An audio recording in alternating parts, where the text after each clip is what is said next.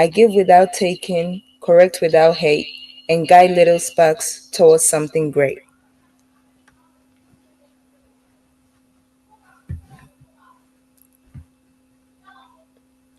You guys want me to read it again? Yes. Yes, I please. don't wear a crown, but I shape many minds. With patience and lessons, my purpose aligns. I give without taking, correct without hate, and guide little sparks towards something great. Do we have any answer other than teacher? No? The correct answer is teacher. Yeah. Yeah. Okay. I chase down the facts and search for the thread. From whispered secrets to words that are said, I turn what I find into something you know, revealing what others might not want to know. Who am I?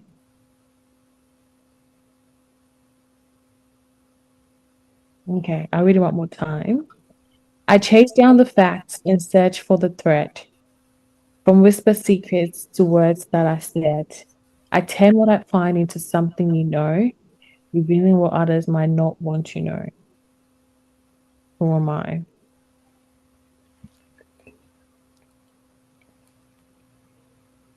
Yes, the correct answer is a reporter or a journalist. Very okay. I deal in numbers, in timing, and in pitch. One clever decision could make me rich.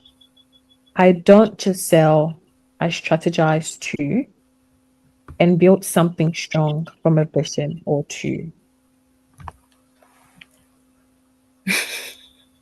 Okay. I'll take it again. I deal in numbers, in timing, and in pitch. One clever decision could make me rich. I don't just sell, I strategize too and build something strong from a vision or two. Who am I? Entrepreneur.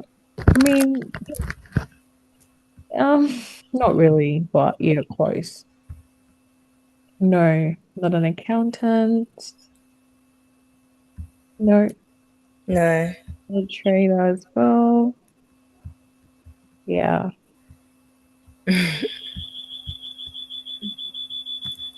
This is like a bonus round, so we really want like the exact. Um, Yeah. Because most of you guys have been getting the answers to correctly way too quickly. a Bitcoin trader. Interesting, Chris. Not in the category, but yeah, on the road there. Investor, not really, but on the road there.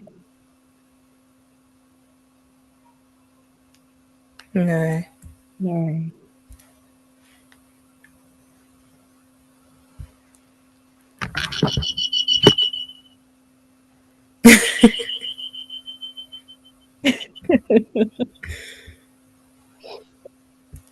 Well, not really.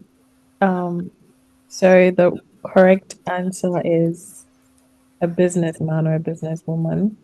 Um, I mean, as I said, like the one that Josephine said was, really close. So businesswoman, businessman, yeah, they put themselves in that category.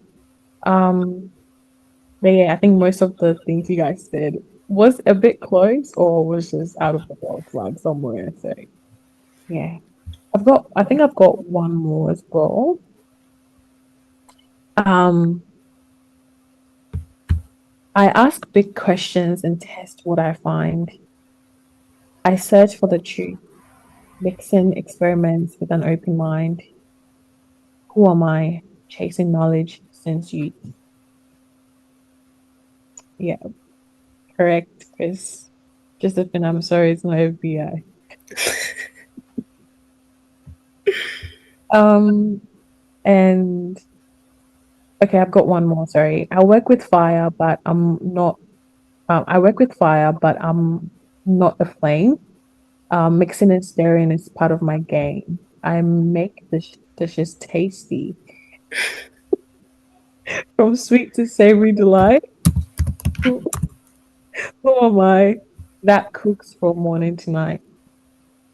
Yep, yep. That's a chef and a cook. A chef and a cook. Um, yeah, men's cook. That's great as well, Hilda.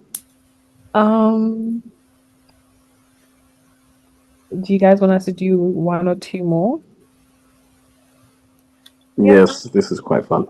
Okay. Oh, I capture okay. moments that quickly pass. Through my lens, they forever last. I frame the smiles, the joy, and the tease. Who am I that freezes the fears? Yeah, Josephine, not a cameraman. Okay, yep. That's a photographer. Yes. Okay, our last and final one. I step into roles that aren't my own. I on stage or on screen, my talent is known. I tell stories that make people laugh or cry. Who am I living 1,000 lives before I die?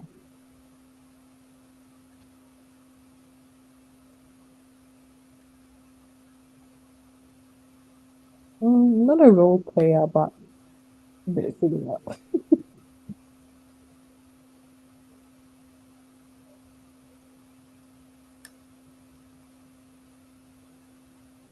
Anyone? Has any idea? James Bond.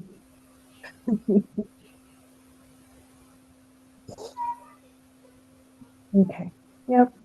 The right answer goes to Chris. Is an actor or an actress. I think Harry said it. Yes. Oh yeah. Oh yeah. I'm sorry. Yes. Very excited. So yeah, this ends icebreaker. And thank you all for participating. Thank you very much. Mm, Thank you very much, guys. Could we get a round of applause for our lovely hosts? Um, I know Zoom, so everyone's probably clapping in silence. But let's um, let's move on to our guest speakers. Today we have two special guest speakers. I'll start off a little bit with our first speaker, Mr. Den Yak. If everyone could give a round of applause, Mr. Deng. Once again, it's Zoom, so I probably won't hear the claps. But Mr. Deng, they're definitely clapping for you. Yeah, thank you. Mr. Deng is a seasoned professional with experience spanning in recruitment, real estate, employer relations, logistics, and he has ownership of a business in the NDIS sector. He's also works at Legal Vision as a legal solutions consultant. Mr. Deng, if you would like to take it away, maybe explain a bit more about yourself.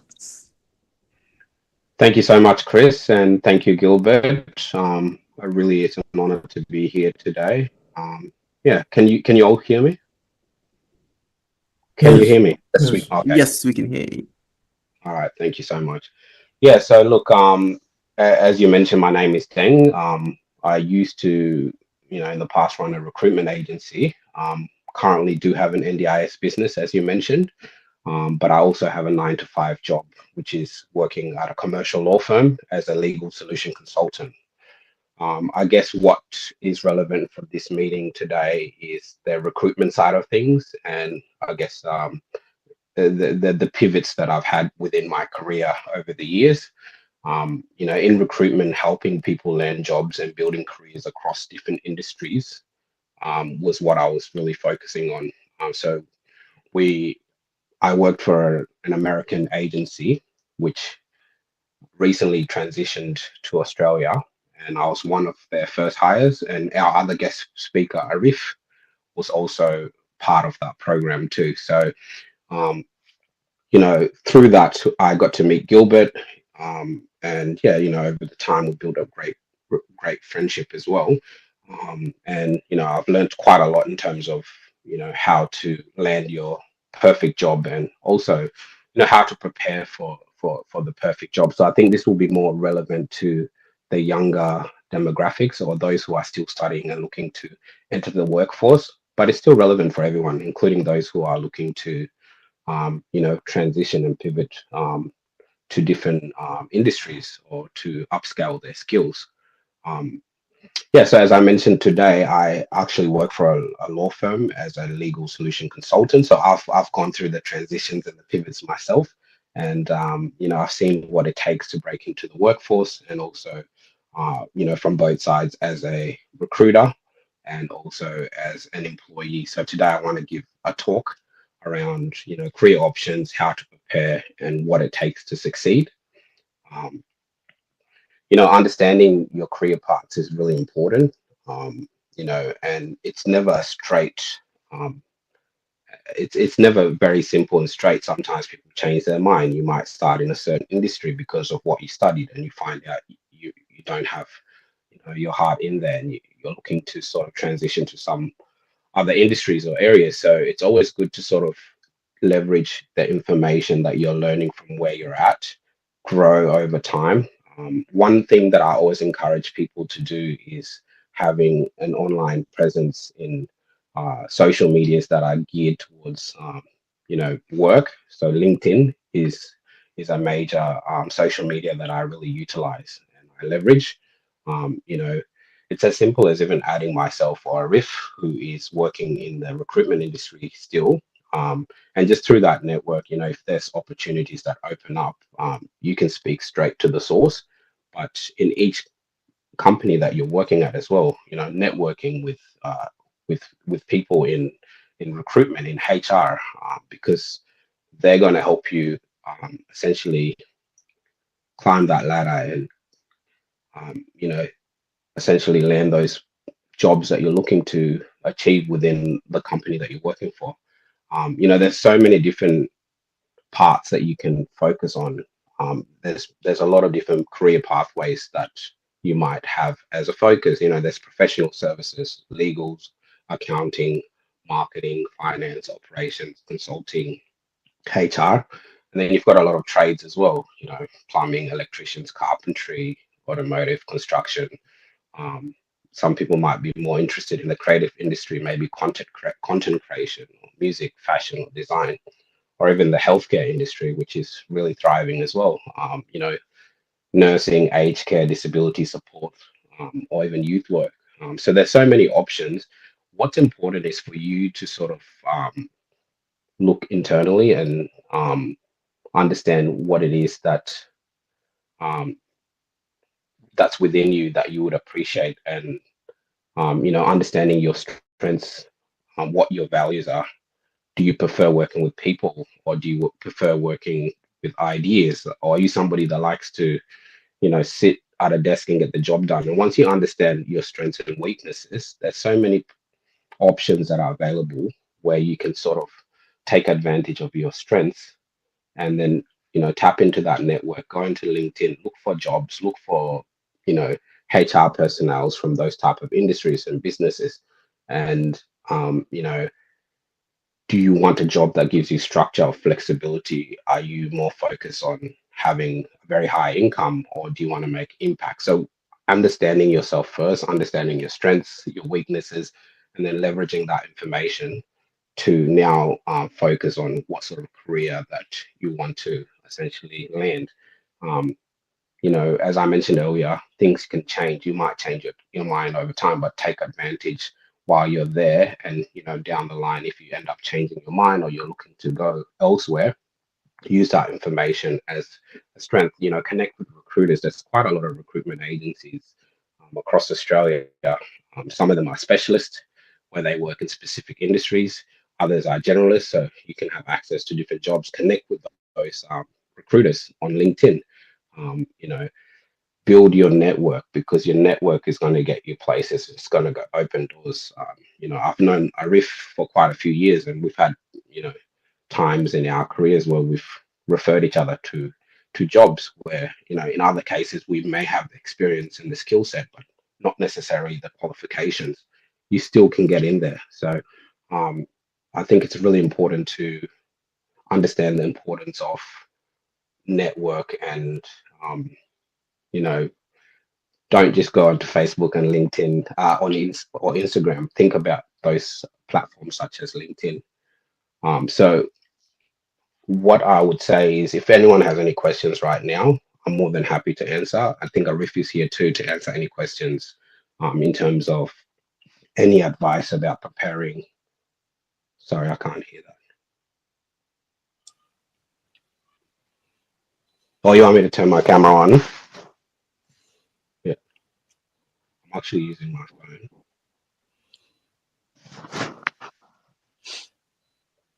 Can you see me? Yes, we can. Yes, we can. Right. Perfect. Yeah, so I was saying, Arif as well, who's here with us, he's more than happy to answer any questions. He's still working within that recruitment industry. He has quite a lot of great tips in terms of how to set up your resumes, or even, um, be noticed when you send your resume out, because he's on the other end of things where he's reviewing those resumes, and he's discussing conversations with business owners across the board. And yeah, so I think I didn't really prepare a presentation for my phone. I had one on my laptop, but I'm having a bit of difficulties joining that. So I'm more than happy and open to answer any questions. And Arif is here too to answer any questions specifically related to recruitment, industries, careers, and how to prepare yourself. Thanks, Dan. I might put a question in the chat to everybody. I'm keen to know, when it comes to planning your career or finding a job, what's your biggest challenge as a group or individuals when it comes to planning your career or actually landing your dream job? Um, Let me know what your biggest challenge is, and we can work through a few of these. But my quick tip is get your resume in order.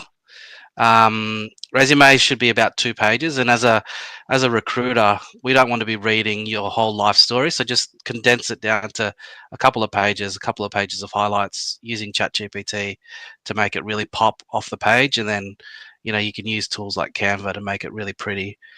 And then my second huge tip is nailing the interview. So going out there and really practicing for the interview, preparing for it, using ChatGPT to find out about the company. And then when you do land your job, my final tip is a big secret. When a company gives you a job offer, that first offer that they make to you, in terms of pay, is their lowest offer. Everyone, when they hire someone, will have a little bit of buffer, to throw some extra money your way. So if you do end up getting a yes from an employer, just know that that's their lowest offer, and it doesn't hurt to ask if they are willing to pay you a little bit more. So that's my pro tip for tonight, and I'll share some more tips later. But yeah, keen to know what your biggest challenges are, guys. I have a question. How do you just mentioned that when a company does offer you a job, they offer you normally the lowest pay. How do you appropriately ask about the salary and the income? Or how would you ask if there's any way there's a possibility there's an increase in the pay? Yeah, good question.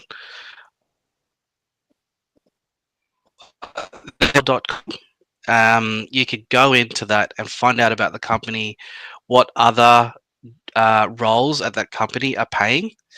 Um, how do you ask if you could potentially get more money?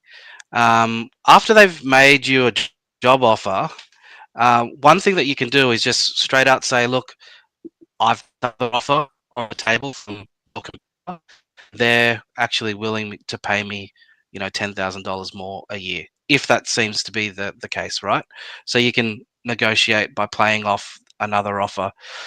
If what you're asking for is more money, what you could do is say, hey, after, let's say, 90 days, at this particular pay rate, would you be willing to have a salary review with me? So a salary review, basically after the first 3 months, which is your probation period, um, let's have a look at at how I've performed, and if you feel like I'm actually going really, really well, they can consider giving you a higher pay rate.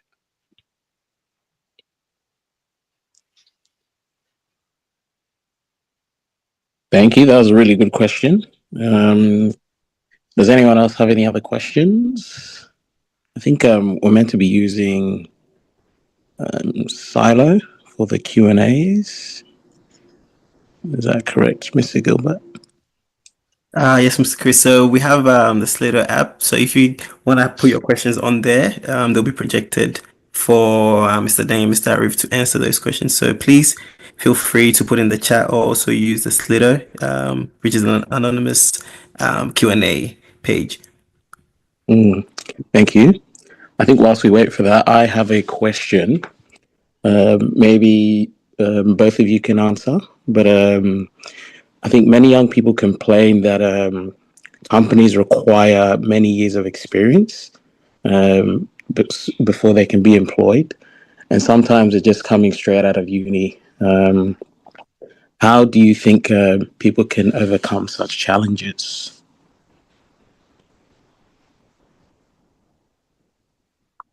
I guess maybe Arif, if you can. I'll jump in first. Yeah. You want to go, Yeah, Rick? look, when they ask that question about experience, really what they're saying is, are you able to do this job that we're asking you to do? Well, technical skill that you don't have, well, you're obviously the match. So if you're trying to be a carpenter and you are, obviously you're not going to fit the bill. But the question of experience, really, what an employer is asking is, does this person have the right attitude? The interview is a really great place for you to prove that you deserve this job. So I could have two resumes on paper. One guy's going to, have all these amazing things on resume. But then when he comes into interview with me, he just doesn't seem to be able to communicate confidently that he can do the job. So I feel that in the interview stage, that's where you get to demonstrate. And 9 times out of 10, I would rather hire someone with an excellent attitude rather than someone who might say that they have all these excellent experiences. This is something that Dang and I always looked at when we were hiring casuals in our previous employment, because basically everyone was the same, but we were trying to hire on personality. What do you reckon, Dang? Yeah, certainly. And another thing I wanted to add there is, the question of experience would come up if you've progressed to the interview stage, which is already a success in itself. That what you need to prioritize is just making sure that your resumes fit the specific industries and the jobs that you're applying for. So I think a lot of people, just through our experience in recruitment, they use the same resume for all the jobs that they're applying for. You need to sometimes adapt and sort of change your resumes to fit the specific job or the industry that you're going to.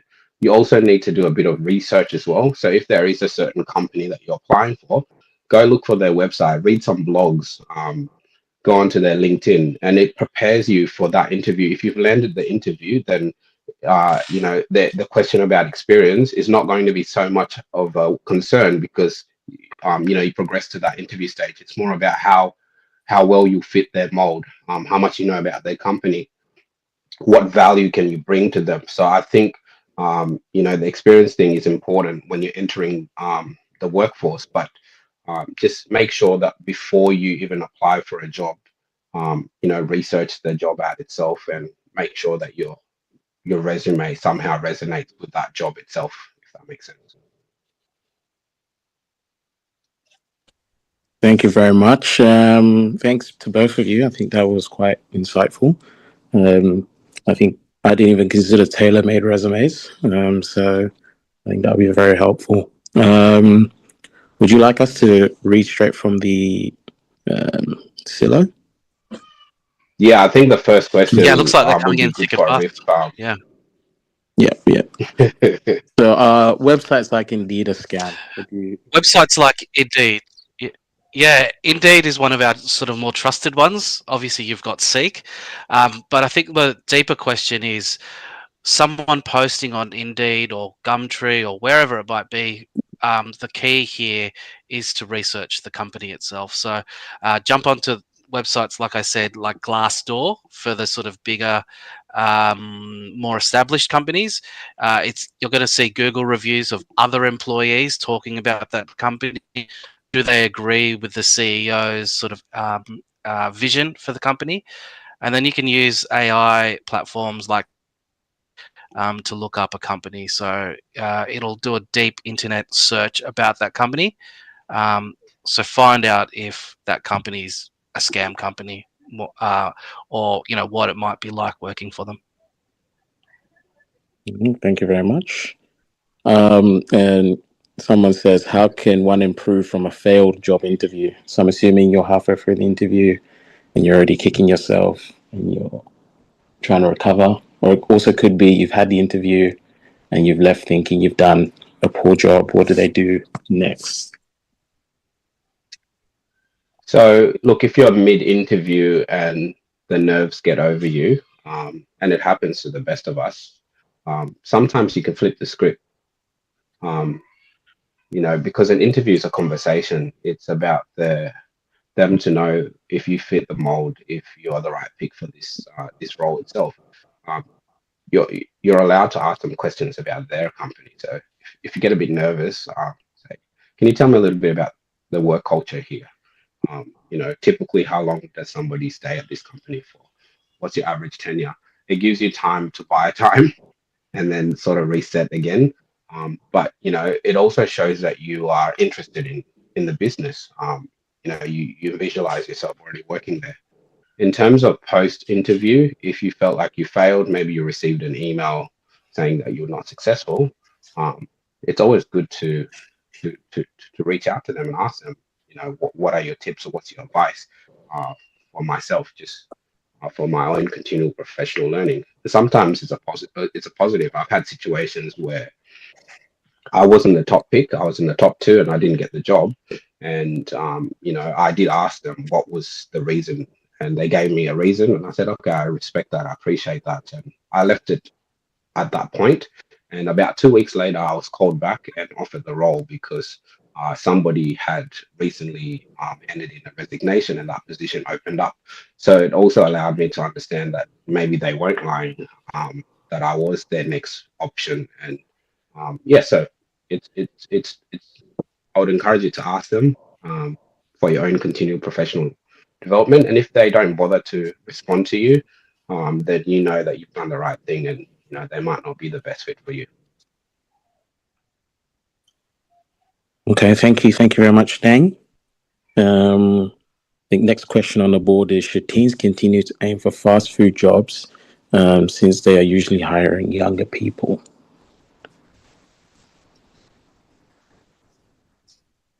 Yeah, I love that question. My answer to my own children, who are 17 and turning 17, turning 18, they both work in fast food.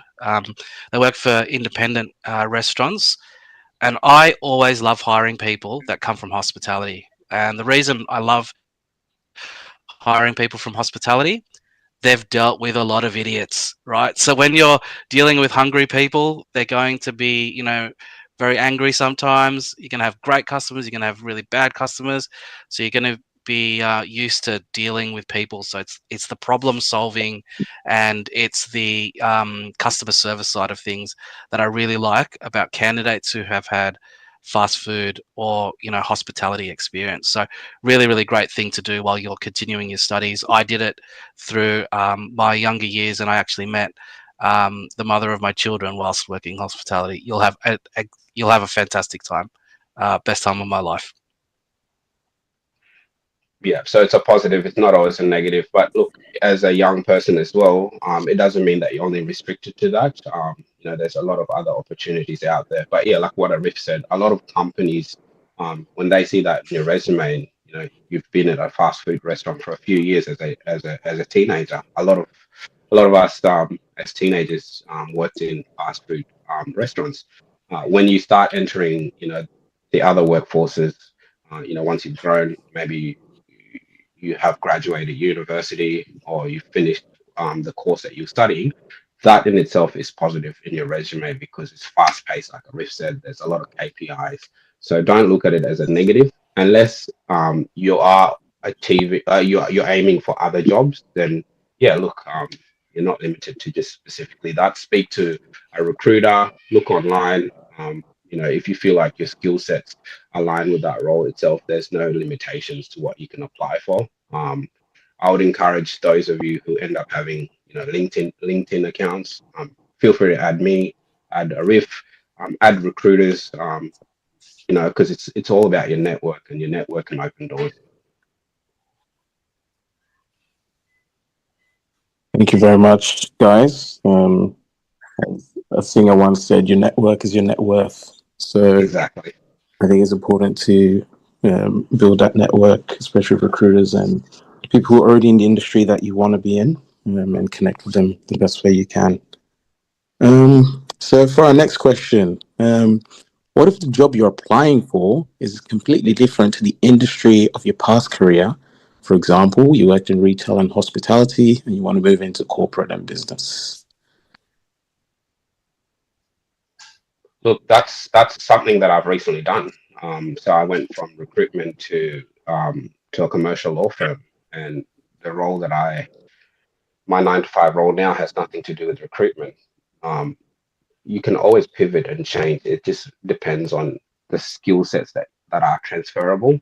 Um, if you have great communication skills, there's a lot of opportunities for consulting roles, for account management roles, even sales roles for corporate companies, and then you can work your way up. So it sort of comes down to your actual skill set, your strengths, your weaknesses, and then you leverage your experience based on where you've worked or where you currently work. And if you find there's things that align with you, then as long as you have the right resume and you prepare yourself for the interview, you can always pivot into a different industry.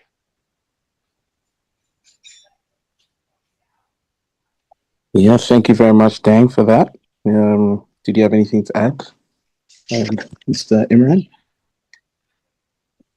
Yeah, I think pivoting into a new industry, it's just the way that you sell the story, right? So you could say, I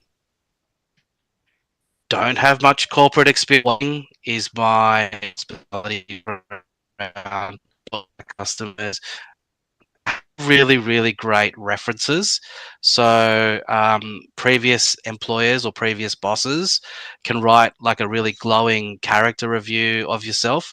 And that's going to be really important for when you move into that next career of yours. So it's always great to get a reference from someone.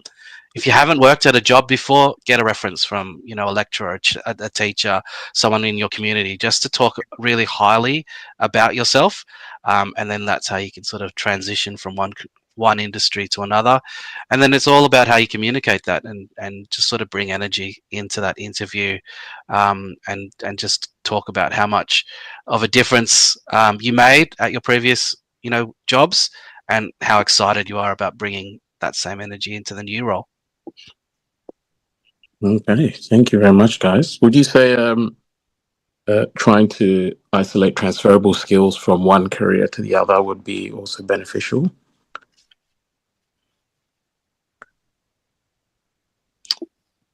Yeah, absolutely. Um, Look at the job description of the role that you're applying for, and then just work it backwards, right? So are there sort of skills and that they've outlined in the ad that are very important to this role that you're going for? And then just look at what you've done in the past, and marry up a couple of stories before you go in, present yourself. Um, Remind me at the end of this session, I've got a interview cheat sheet, PDF, that I want to share with you guys. This is a guide that I give to all of my candidates just before they're about to have an interview with a client or an employer, and basically just outlines how you can really, really well prepare for an interview and just nail it by using your own stories in your own unique way. The reason why you're the best candidate is be yourself. They're going to hire you for you being yourself, and that's something that was drilled into me and Dang, at our previous career, and it was just something that just kind of opened our eyes and made us feel invincible. Like no one's better than you, and sell yourself in your own way. Hey, thank you very much. I think we'll move on to the next question. You can apply for a job even if you're not completely schooled. True or false? Take a quick fire true or false question for the two of you. True. True. True. Yeah. How can I overcome the challenge of not getting into a job related to my field of study? It's the next question. It's the classic question, isn't it? Mm. Don't think that just because your first job is whatever it is and that's what you're going to be forever. Absolutely not. Everyone's path is not going to be a straight line. It's going to be a windy snake. Just do your best in every single job. There's going to be conversations, there's going to be connections, there's going to be things that pop up, and it's going to be, part of the journey.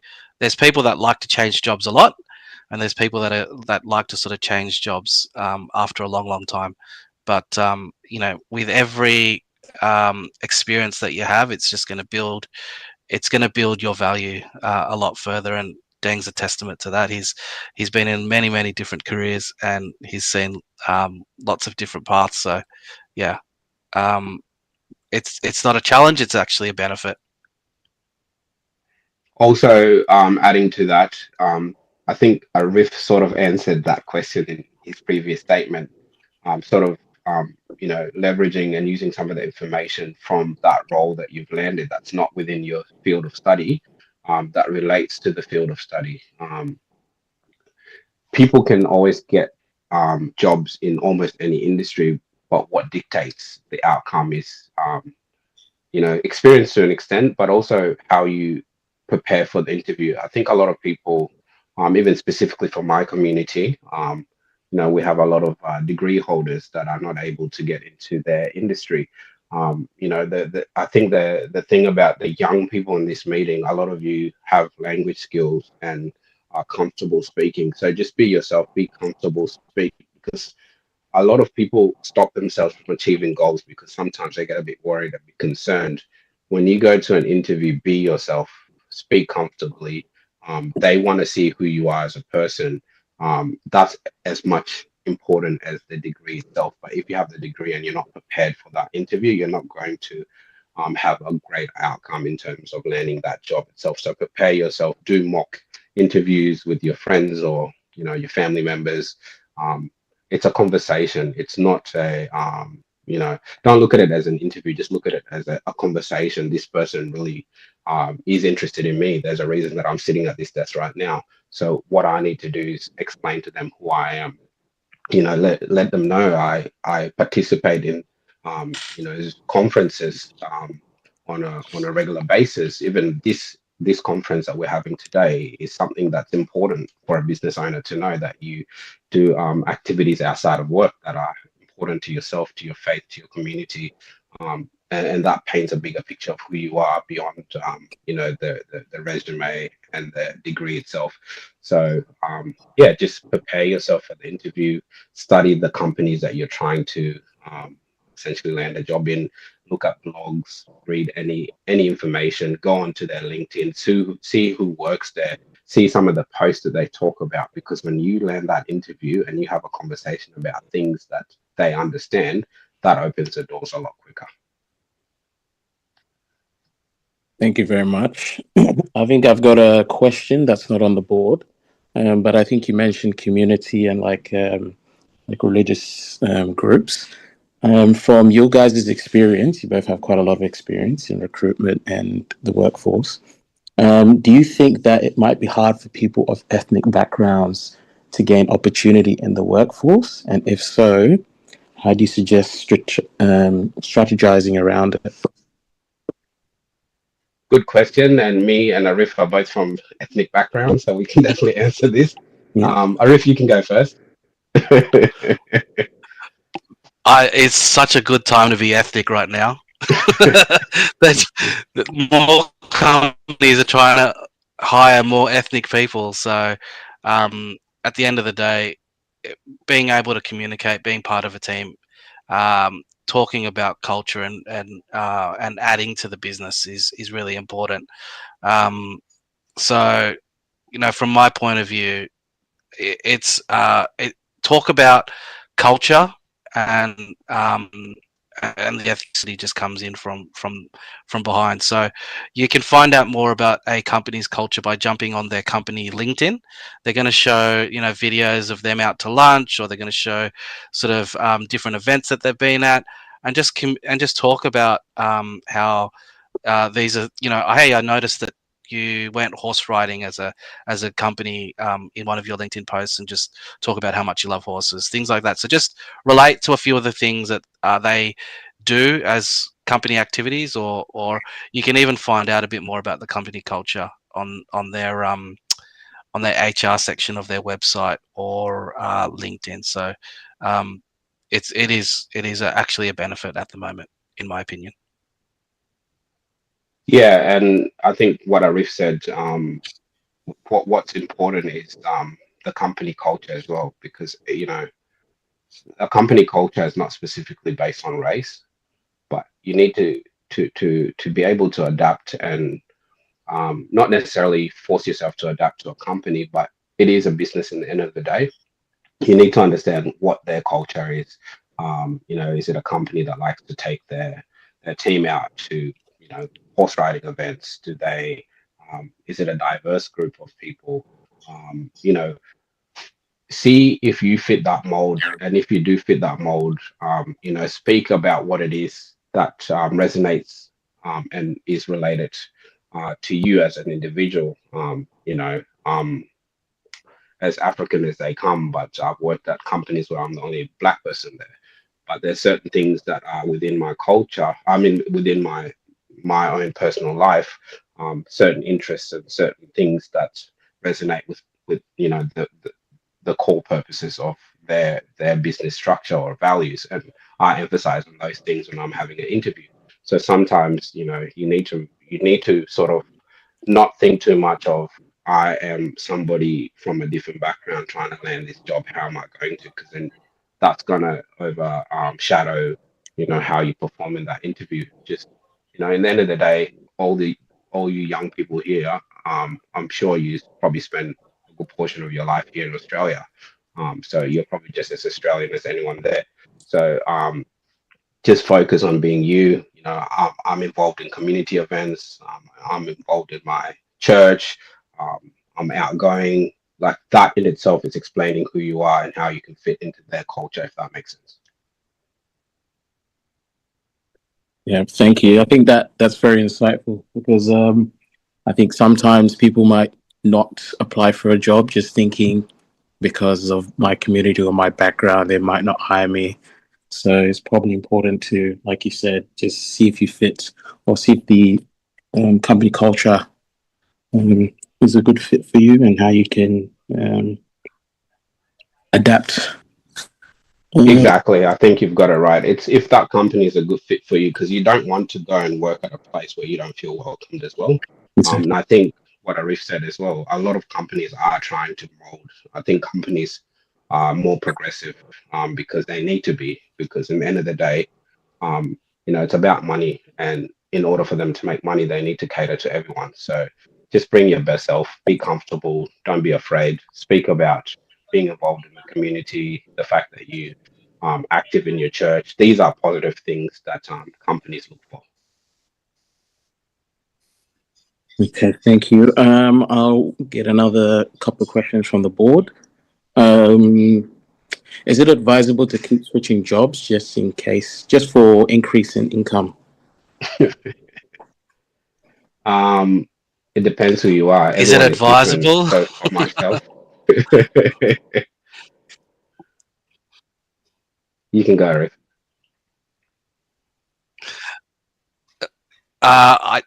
It depends how, what I look for in a resume is someone with tenure. So tenure is a word that we shoot around in the world of HR. How long has this person been? They're just going for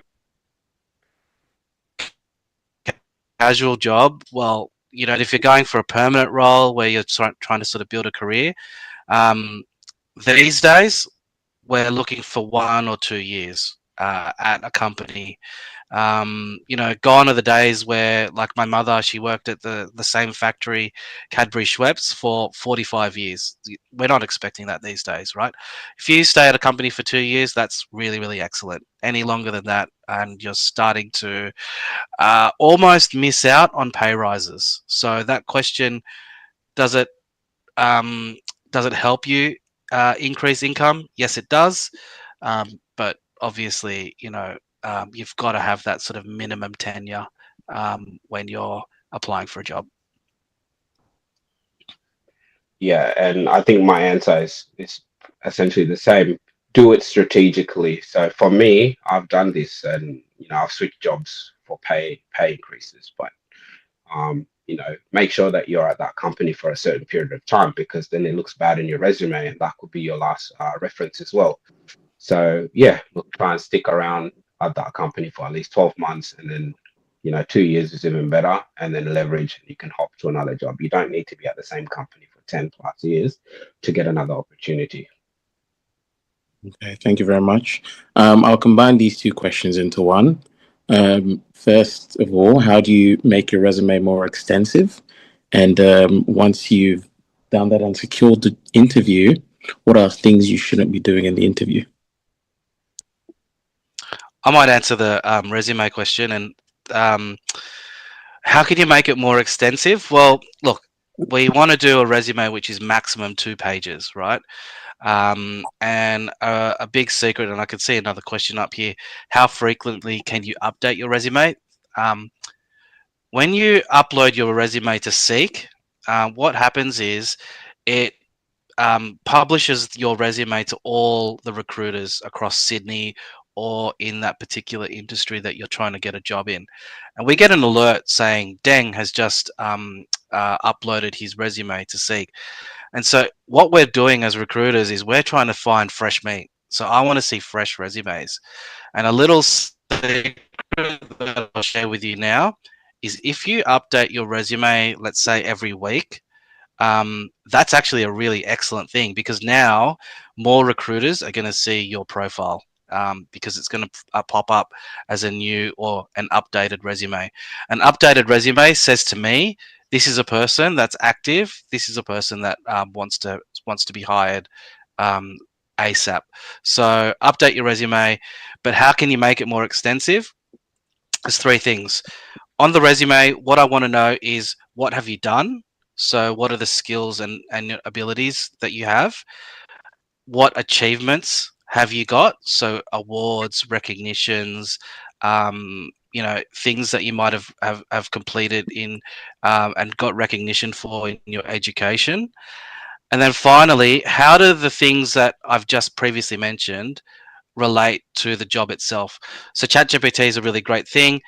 Download the job ad that you've got. So what are all the criteria that they're asking for, and then personalize it with your own resume. So make ChatGPT sort of fill out your existing experience and make it relevant for the job role that you're going for. And just keep working at it. So if you're starting out and you haven't actually worked anywhere, get some references, get some stories from previous teachers of yours, and just fill it out to be 2 pages in length, and then just keep sort of working on it, refining it, making it better and better and more relevant to the jobs that you're going for. And finally, there's 2 ways of sort of getting your resume out there. Maybe you've just got one sort of generic one that you want to spray to a million different jobs and see what comes back in terms of responses.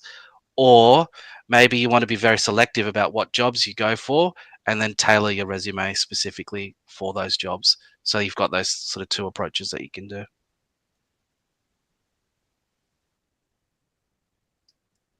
And I think the second part, do you have any interview advice for the younger people or anyone in general, not necessarily just younger people? The do's and do nots?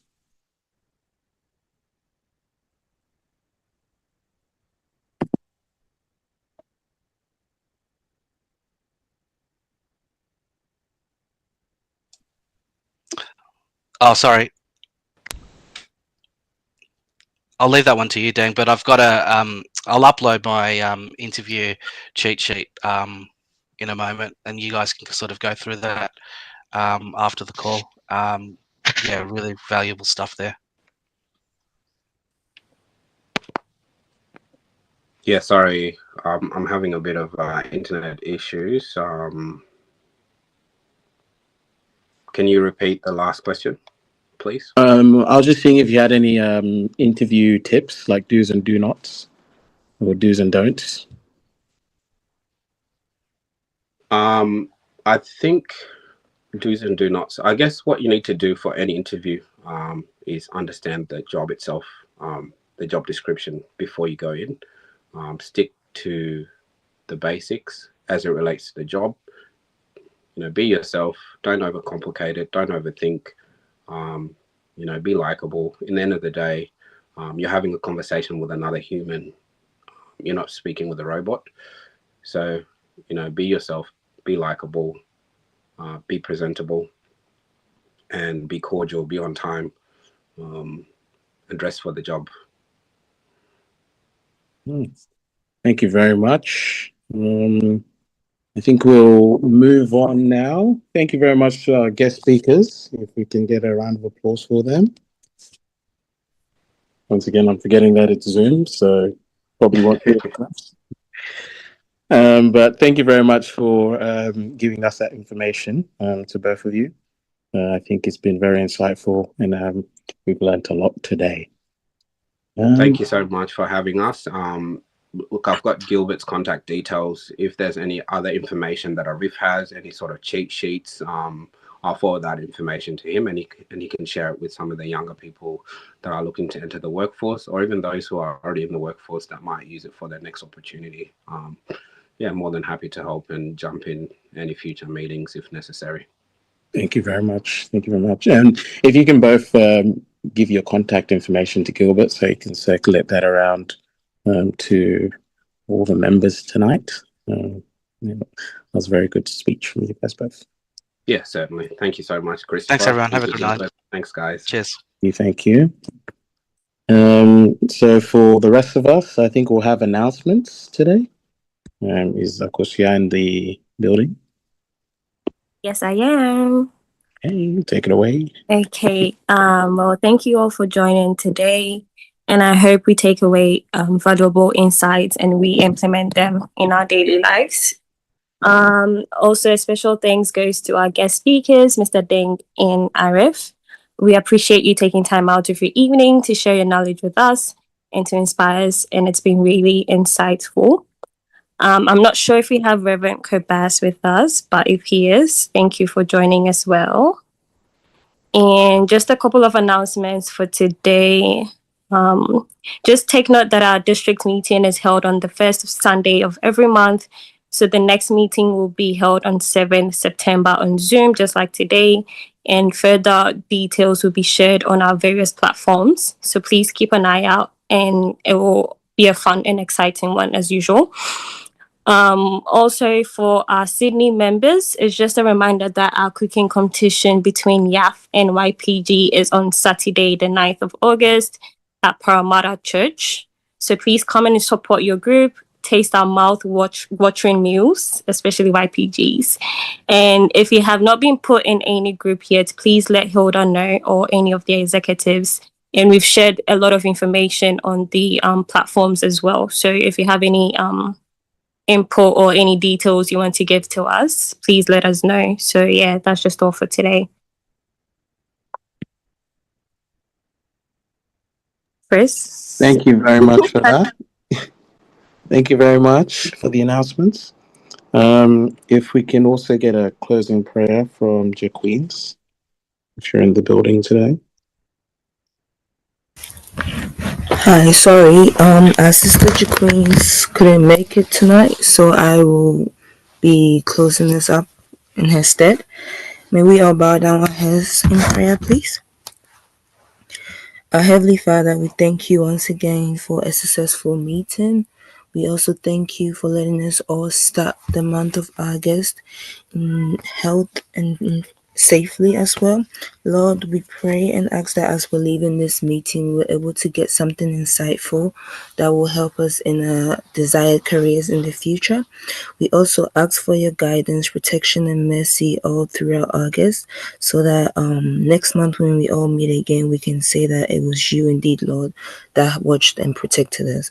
There's and many other things we ask in your name. In Jesus' name I pray. Amen. Amen. Amen. Sorry, just one more thing. Can our executive stay back, please? And everyone have a good night.